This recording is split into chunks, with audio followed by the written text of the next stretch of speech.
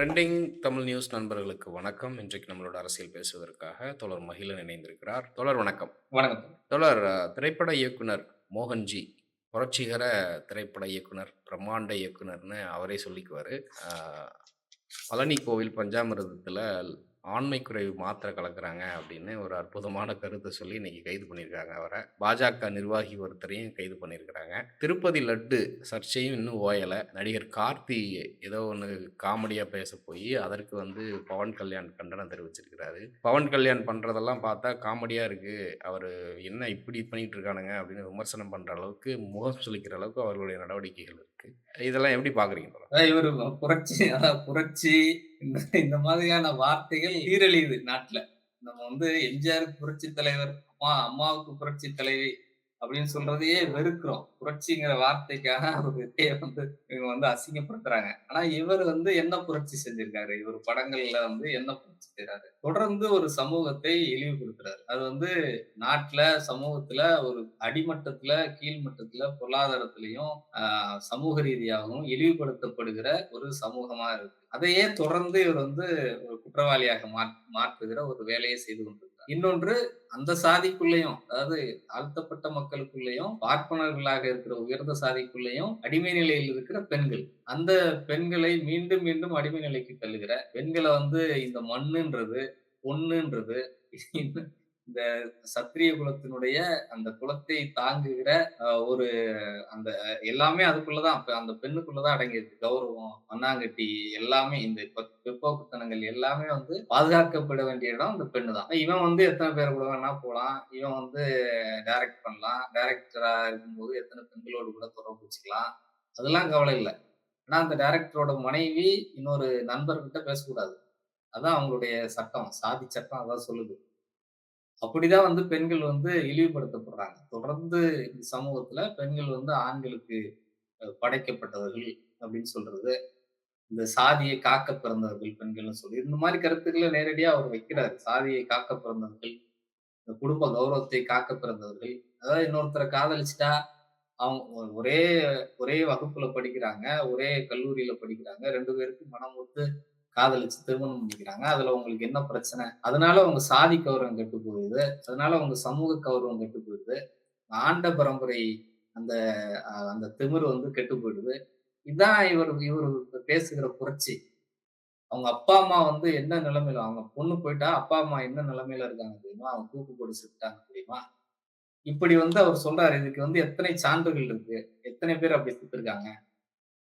இது ஒரு பொதுவான, அதாவது இந்தியாவை பொறுத்தவரைக்கும் காதல் ஏற்றுக்கொள்ளப்படாத ஒரு நிலைமை இருக்கு இந்த குடும்ப சூழல்ல. அது எல்லா சாதிக்குள்ளயும் இருக்கு.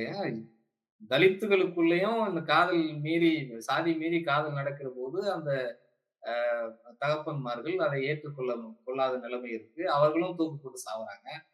இது பொதுவா நடக்கிற விஷயம். இத எப்படி தலித்துகள் மீது திருப்புறீங்க? உன் சாதிக்கார பொண்ணு சென்னையில இல்ல வெளிநாடுகள்ல, வெளிமாநிலங்கள்ல போய் படிக்கும்போது மாற்று சாதியினர், தலித் அல்லாதவர்கள், உயர்குடியினர், உன் உன் கணக்குப்படி உயர்குடியினர் காதலிக்கிறதே இல்லையா? அதெல்லாம் உனக்கு இனிக்குதா? ரஞ்சித்ன்னு ஒரு ஒரு ஒரு டைரக்டர் படம் எடுத்திருந்தாரு. அவருக்கு அவருக்கு அப்பா, அம்மா ஒத்துக்கிட்டா. இன்னொரு இன்னொரு புரட்சிகர இயக்குனர். ஆமா. அப்பா, அம்மா ஒத்துக்கிட்டா அது நல்ல காதல். அப்பா, அம்மா ஒத்துக்கலன்னா கள்ளக்காதல் அது. இது என்ன கருத்துன்னே தெரியல. அது எவ்வளவு புனிதமான காதலா இருந்தாலும், அப்பா, அம்மா ஒத்துக்கலன்னா அது கள்ளக்காதல் ஆயிடும். அது மோசமான காதல் ஆயிடும். அப்படின்னு ஒரு அறிவுபூர்வமான கருத்த அவரு சொல்றாரு. அவரே சாதி மறுப்பு திருமணம் தான் பண்ணியிருக்காரு. இவங்களுக்கெல்லாம் பார்ப்பனர்கள் இவங்க சாதி பொண்ண காதலிச்சா அது ஒரு பெரிய பிரச்சனை இல்ல, பெருமையாயிடும். உயர்குடியில இருக்கிற ஒரு செட்டியாரோ, மற்றவர்களோ இன்னைக்கு பணபலத்தில் அதிகமா இருக்கு. இன்னைக்கு நாடார் காதலிச்சா கூட அவங்களுக்கு பிரச்சனை இல்லங்க. நாடார் ஒரு காலத்துல இழிவாக இருந்தவங்க. ஆனா இன்றைக்கு நாடார் வன்னியர்கள காதலிச்சா அவங்களுக்கு பிரச்சனை இல்ல. அவங்களுக்கு பிரச்சனை எஸ்சி, எஸ்டி மக்கள் தான்.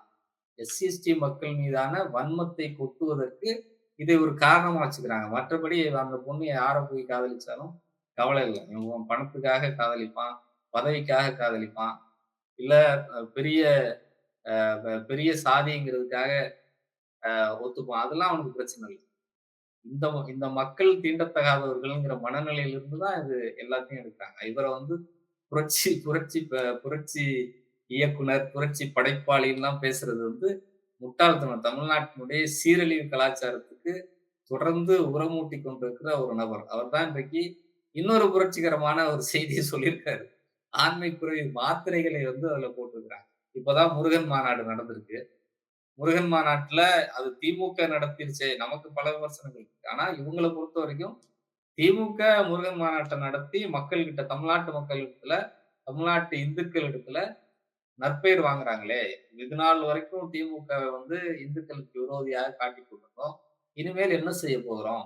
அப்படிங்கிற பதற்றம் இவங்களுக்கு வந்துருச்சு. அதனால தான் பழனி முருகன் கோயில்ல இந்த பிரச்சனைய கிளப்புறாங்க. இப்போ அறநிலைத்துறை வந்து சேகர்பாபு மீது நமக்கு விமர்சனம் இருக்கு. ஆட்சியாளர்கள் இப்படி செய்யக்கூடாதுன்னு விமர்சனம் இருக்கு. ஆனால் அவர்களுக்கு இது வந்து குடைச்சலா இருக்கு. இவரு போய் எல்லா இடத்துலயும் இவரே கும்பாபிஷேகம் நடத்துறாரு. இவரே பரிவட்டம் கட்டுறாரு. இவரே காய் வேட்டிய உடுத்திட்டு உள்ள போய் சமையல் அறைய பார்க்குறாரு. இத என்ன பிரசாதம் தொடங்கி சேகர் பாபு மிக தெளிவாக ஆரம்பத்திலேயே சொல்லியிருக்காரு. அ முதல்வர் ஸ்டாலின் அவர்கள் ஆவின் பாலை இதற்கு பயன்படுத்தணும்னு க உத்தரவு போட்டிருக்காரு. அந்த அடிப்படையில நாங்க ஆவின் பால தான் பயன்படுத்துறோம். அப்ப நீங்க வந்து யாரை குற்றம் சுமத்த நினைக்கிறீங்க? நேரடியா அரசை குற்றம் சுமத்துறீங்க. திமுக அரசை குற்றம் சுமத்துறீங்க. அதற்கான காரணம் என்ன? நீங்க நீங்க வந்து அ உண்மையிலேயே உங்களுக்கு பிஎம்கே ஆதரவு நிலைப்பாடு. அதிலிருந்து நீங்க வந்து அரசை விமர்சிங்க. பிரச்சனை இல்ல. ஆனால் அதுக்குள்ள இந்து, கோவில்கள் ஏன் வருது? அதற்கு பின்னாடி பிஜேபியினுடைய அஜெண்டாவும் சேர்ந்து கொள்ளுது. சாதியவாதமும், இந்துத்துவவாதமும் சேர்ந்து கொண்டு திமுக அரசு ஒரு முற்போக்கு அரசாக, ஒரு ஜனநாயகத்தை விரும்புகிற ஒரு மதச்சார்பற்ற அரசாக இருந்து வருகிறது. ஓரளவுக்கு இருந்து வருகிறது. அதை வந்து கேள்வி கேட்கணும். கேள்வி கேட்பதன் மூலமா பிஜேபிக்கு ஆதரவாக இந்த கோயில்களை எல்லாம் அறநிலைத்துறை என்ற ஒரு அமைப்பையே கலைத்திட வேண்டும். அந்த துறையே கலைத்து விட வேண்டும் என்கிற நோக்கம் தான் இவர்களுக்கு இருக்கு.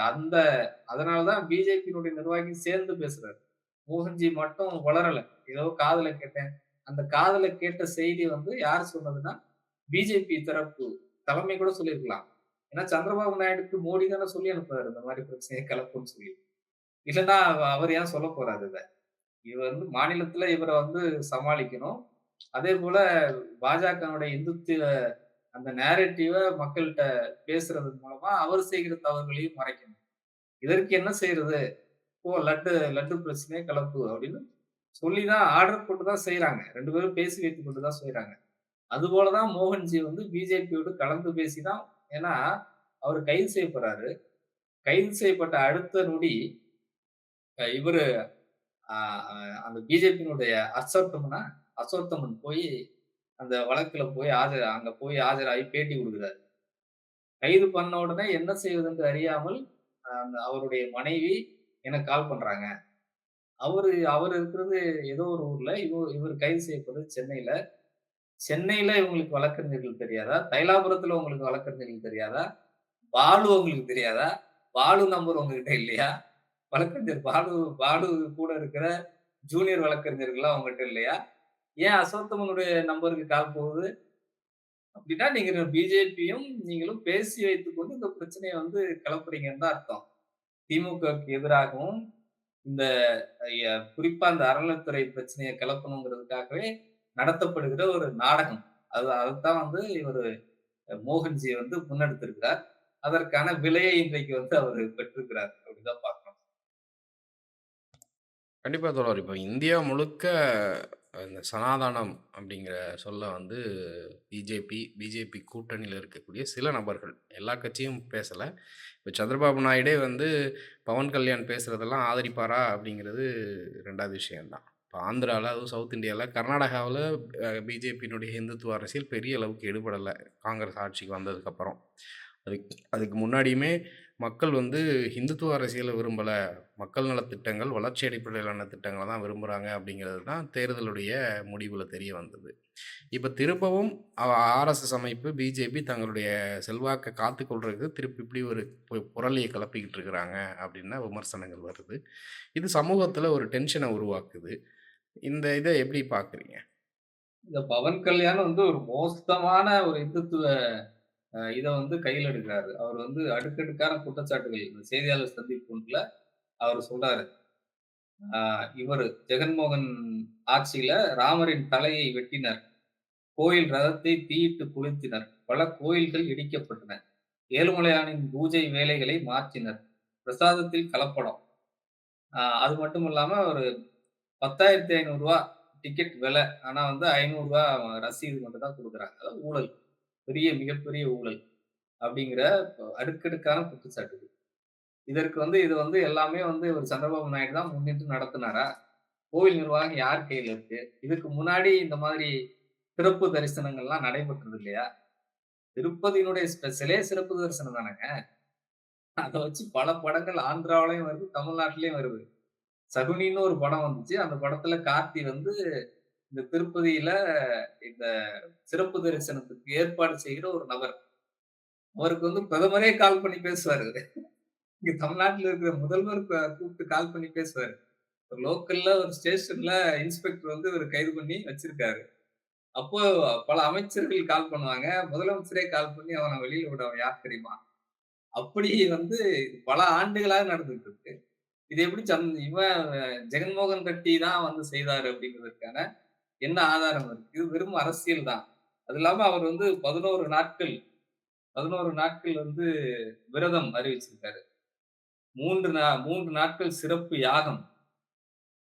ஒரு அரசியல்வாதி, இது ஒரு மக்களுடைய ஒரு முக்கியமான பிரச்சனைன்னு நீங்க கருதுறீங்க.